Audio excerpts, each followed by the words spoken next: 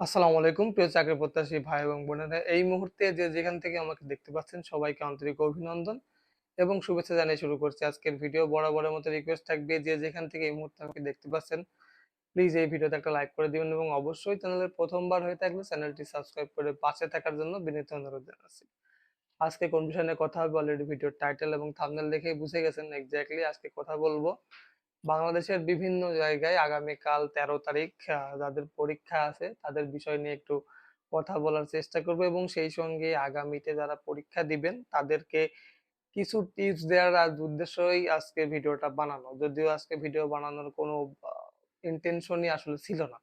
তো যাই হোক, কথা বাড়ালে কথা বেড়ে যাবে, সেজন্য এই শর্টকাটেই কথা সারতে চাচ্ছি আজকে। প্রথমেই বলে রাখি, যারা এখনো পর্যন্ত লিখিত পরীক্ষার চূড়ান্ত সাজেশনটি নেননি অবশ্যই স্ক্রিনে দেওয়া নাম্বারে হোয়াটসঅ্যাপে যোগাযোগ করবেন। খুবই অল্প মূল্যে অরিজিনাল অথেন্টিক একটা সাজেশন, যেটার মূল্য আপনার একদিনের হাত খরচ হতে পারে। এই হাত খরচের বিনিময়ে আপনি কিন্তু একটা সরকারি চাকরির জন্য প্রিপারেশন নিতে পারেন। আর একটা কথা বলে রাখি, যারা এখনো পর্যন্ত পরীক্ষা দেননি, পরীক্ষা দিবেন, এখনো পর্যন্ত অ্যাডমিট কার্ড পাননি, আমার মাথা খারাপ করে ফেলতেছেন আপনারা কমেন্ট করে করে। আমি এতগুলো ভিডিও দিয়েছি এই বিষয়ের উপরে, কিন্তু আসলে আপনাদের ধৈর্য শক্তি খুবই কম। প্রথমত, একটা চাকরি করতে গেলে আপনার ভিতরে সবথেকে বেশি যেটা প্রয়োজন হবে সেটা হচ্ছে ধৈর্য বা মানসিক শক্তি। যদি আপনি নিজেকে কাজে লাগাতে না পারেন, ভবিষ্যতে যেয়ে দেখবেন যে আপনাকে দিয়ে কিছুই হবে না। আমি আপনাদেরকে বলেছিলাম যে পরীক্ষার সময় আসার আগেই আপনারা অ্যাডমিট কার্ড পেয়ে যাবেন অথবা এসএমএস পাবেন। কিন্তু আপনাদের যে ধৈর্য শক্তি আমি দেখতেছি, তাতে আপনাদের ভবিষ্যৎ খুব অন্ধকার আছে। এছাড়াও বাংলাদেশের বিভিন্ন জায়গায় আগামীকাল পরীক্ষা আছে। বিশেষ করে আগামীকালকে তো রাজেন্দ্রপুর পরীক্ষা আছে, তারপরে ঘাটাইল পরীক্ষা আছে, ঢাকাতেও পরীক্ষা আছে আগামীকাল 13 তারিখ। এবং আরেকটা কথা আমি বলে রাখি, যারা সাভারে অ্যাপ্লিকেশন করেছিলেন, আমাকে অনেকদিন ধরে আপনারা বলছিলেন যে সাভারে আসলে পরীক্ষার ডেট কবে? আমি যতদূর পর্যন্ত দেখলাম যে সাভার সিএমপি অর্থাৎ সাভার মিলিটারি পুলিশ যে ইউনিট যেটা আছে, সেইখানে মনে হয় আমি যদি ভুল না করি আগামী 19 তারিখে পরীক্ষা শুরু হবে। তো সাভারে যারা পরীক্ষা দিবেন বা সাভারে যারা অ্যাপ্লিকেশন করেছেন, টেনশনের কিছু নেই। আপনারা মনে করেন যে 19 তারিখ থেকে সাভারে পরীক্ষা শুরু হতে যাচ্ছে এবং এটা কিন্তু এই মাসব্যাপী পরীক্ষা হবে। আপনারা একটা জিনিস কেন বাংলায় মানে শর্টকাটে যদি বলি, যে সহজ বাংলায় আপনারা বোঝেন না, যে আমি বলেছি যে আপনারা এই মাসের মধ্যেই পরীক্ষা দিতে পারবেন। আমার যতটুকু পর্যন্ত ধারণা আছে, আমি যতটুকু পর্যন্ত জানতে পেরেছি যে আপনারা এই মাসের মধ্যেই পরীক্ষা দিতে পারবেন এবং এটা নিয়ে শুধু হুদাই মাথা ঘামানোর আসলে কিছু নেই। আপনাদের যে জিনিসটা বেশি প্রয়োজন হবে, পরীক্ষার খাতায় আপনি কি লিখবেন, পরীক্ষা কেমন হবে, পরীক্ষার জন্য আপনার আসলে কতটুকু আ দেয়া উচিত নিজেকে, সেই জিনিসের উপর আপনার লক্ষ্য রাখা উচিত। তাছাড়া আপনারা পরীক্ষার অ্যাডমিট কার্ড কেন আসতেছে না, এই নিয়ে টেনশন করার কিছু নাই। এসএমএস না, সরি, চিঠি না আসলে এসএমএস আসবে। এছাড়াও আপনারা আমার কাছে জিজ্ঞেস করেছিলেন যে রাজেন্দ্রপুর আসলে পরীক্ষার যে রেজাল্ট সেটা হয়ে গেছে কিনা? রাজেন্দ্রপুর বিগত ৭ তারিখে যারা পরীক্ষা দিয়েছিলেন, হ্যাঁ, রাজেন্দ্রপুরের ৭ তারিখের আ রেজাল্ট হয়ে গিয়েছে এবং এইটা যখন রেজাল্ট হয় তখন অবশ্যই সবগুলা পদেরই হয়ে গিয়েছে। আমি যতটুকু পর্যন্ত জানি বা যতটুকু পর্যন্ত টুকটাক শুনলাম যে গতকাল কিন্তু তাদের ভাইবাও নেয়া হয়ে গিয়েছে, যারা লিখিত পরীক্ষায় টিকেছিল। এছাড়া কুমিল্লাতে যারা পরীক্ষা দিয়েছিলেন, কুমিল্লার রেজাল্টও হয়ে গিয়েছে। কুমিল্লার রেজাল্টে আজকে তো সরকারি ছুটির দিন ছিল। তো আগামীকাল অর্থাৎ বৃহস্পতিবারে যারা এখনো পর্যন্ত লিখিত পরীক্ষার যে রেজাল্ট সেটা পেয়েছিলেন না, ওটা আমার মনে হয় যে বৃহস্পতিবার আপনাদেরকে ফোন করে জানিয়ে দেয়া হবে। এছাড়া বাংলাদেশের বিভিন্ন জায়গায় সিলেট, ময়মনসিংহ, বগুড়া, যশোর, নাটোর, রাজশাহী, এই সমস্ত জায়গায় যারা অ্যাপ্লিকেশন করেছেন, ভাই চিন্তার কোনো কারণ নেই। আপনারা পরীক্ষা দিতে পারবেন। অ্যাডমিট কার্ড আসবে। অ্যাডমিট কার্ড না আসলেও আপনার ফোনে এসএমএস যাবে। এখন কিছু সংখ্যক ভাই আমাকে প্রশ্ন করেন যে, "ভাই এসএমএস আসলে তাহলে কি প্রবেশপত্রর দরকার আছে কিনা? প্রবেশপত্র কেন আসছে না? এসএমএস তো আসছে।" দেখেন, এসএমএস আসবে অথবা প্রবেশপত্র আসবে। যদি প্রবেশপত্র আসে তাহলে এসএমএস এর কোনো প্রয়োজন নেই এবং এসএমএস যদি আসে তাহলে সেই ক্ষেত্রে প্রবেশপত্রের কোনো প্রয়োজন নেই।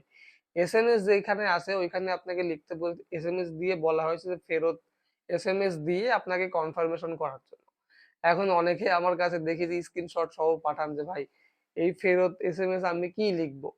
ওইখানে জাস্ট এতটুকু লেখা থাকে যে আপনার অবগতির জন্য জানানো যাচ্ছে যে এত তারিখে পরীক্ষা।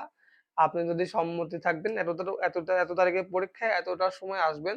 এই জিনিসপত্র নিয়ে এই জিনিসগুলো আনা যাবে না, এই জিনিসগুলো আনতে পারবেন। আপনি পরবর্তী মেসেজের জন্য আপনার জন্য অপেক্ষায় রইল, মানে অপেক্ষায় থাকা হলো। তখন আপনি সুন্দর করে লিখে দেবেন যে ঠিক আছে, আমি ইনশাল্লাহ আমি 2 তারিখে ওইখানে যেয়ে পরীক্ষা দেওয়ার চেষ্টা করব। জাস্ট এতটুকু যদি আপনি লেখেন, অথবা যদি তাও লিখতে না পারেন, শুধু জাস্ট ওকে লিখে আপনি যদি তাকে ফরওয়ার্ড করে দেন তাহলেও সমস্যা নেই, হবে। আর এসএমএস যখন আসে, এসএমএস এর বদলে পরবর্তীতে আসলে কোনো চিঠি আসবে না। আর কিছু ভাই আসলে খুব মনে এক আকাশ পরিমাণ দুঃখ নিয়ে অনেক রকম অভিযোগ করেছেন। সেই অভিযোগের দিকে আসলে আমি যেতে চাচ্ছি না। আমার ওইদিকে যাওয়া উচিতও না। আমি ইনটেনশনালি যারা পরীক্ষা এখনো দেয়নি তাদেরকে রিকোয়েস্ট করব যে একটা ভালো কিছু করার জন্য আপনার নিজের ত্যাগ স্বীকার করাটা খুবই জরুরি। নিজের ত্যাগ স্বীকার করার পিছনে আপনার সবথেকে বেশি যে জিনিসটা অবদান রাখবে সেটা হচ্ছে আপনার অধ্যবসায়। আপনি অবসর সময়ে কি করছেন না করছেন এইটাই কিন্তু শুধুমাত্র চাকরির ক্ষেত্রে নয়, যেকোনো জায়গায় দেখবেন যে আপনার পরিশ্রম যদি একটা জিনিসের উপর আপনি করতে থাকেন সেই জিনিসটা আসলে বিফলে যায় না।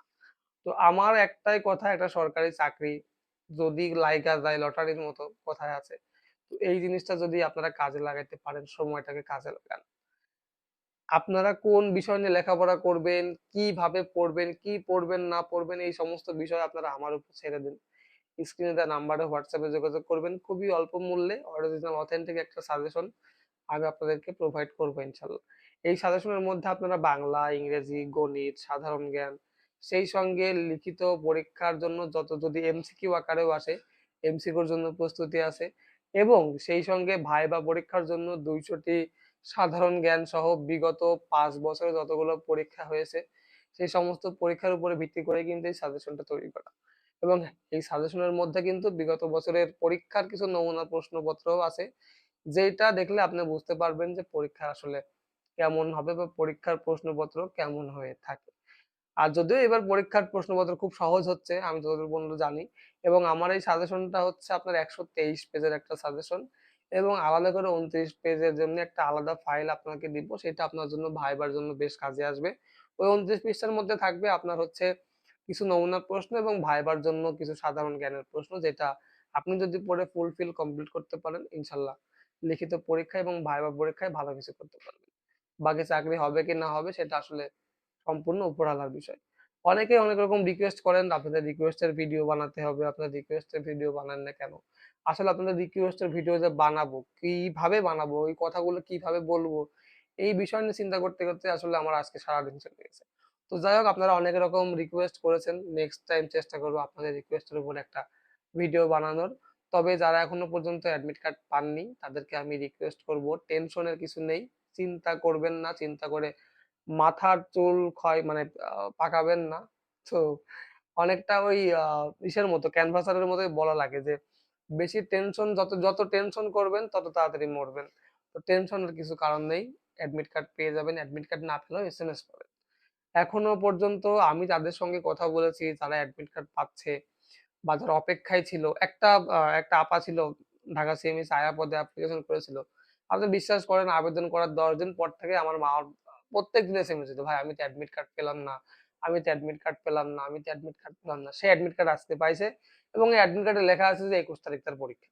তাহলে কোথায় আজকে মেবি 12 তারিখ, আর আপনার 21 তারিখ কত দূর? আগে থেকে আসলে উনি আমার মাথাটা খারাপ করে দেয়। তো যারা এরকম টেনশনে আছেন যে আমার পরীক্ষা দিতে হবে, পরীক্ষা কবে হবে না হবে, আমার আবেদনপত্রটি গ্রান্টেড হলো কিনা?